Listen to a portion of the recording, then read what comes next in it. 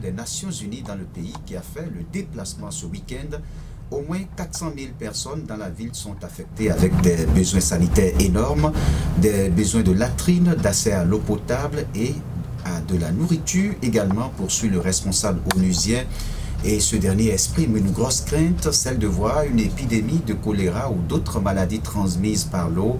Les autorités ont mis en place 8 camps spécialement installés pour accueillir les personnes déplacées par le désastre. Mais selon un communiqué publié vendredi 13 septembre par l'organisation non gouvernementale Save the Children, des enfants et des familles sont encore pris au piège dans leurs maisons et les 2 hôpitaux principaux de la ville sont inondés.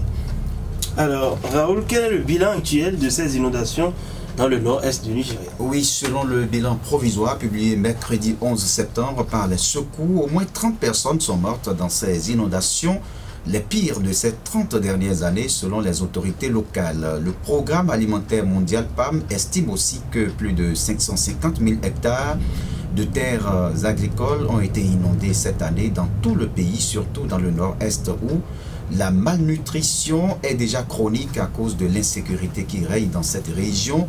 Cette crise vient donc s'ajouter à la crise liée à l'avènement de Boko Haram il y a près de 15 ans qui a fait déjà beaucoup de déplacés.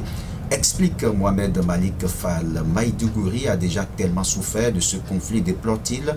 Repas, abris, bien de première nécessité sont peu à peu distribués, mais c'est une course contre la montre pour venir en aide aux sinistrés, alerte le coordonnateur des Nations Unies. Depuis le début de la saison des pluies, les inondations au Nigeria ont fait 259 morts et plus de 600 000 déplacés selon l'Agence nationale de gestion des urgences. La capitale régionale de Borno n'avait pas connu de telles inondations. Les maisons sont submergées, des voitures sont sous l'eau et les habitants, 800 000 pour la ville de Maïdougouri seule, cherchent à fuir la montée des eaux.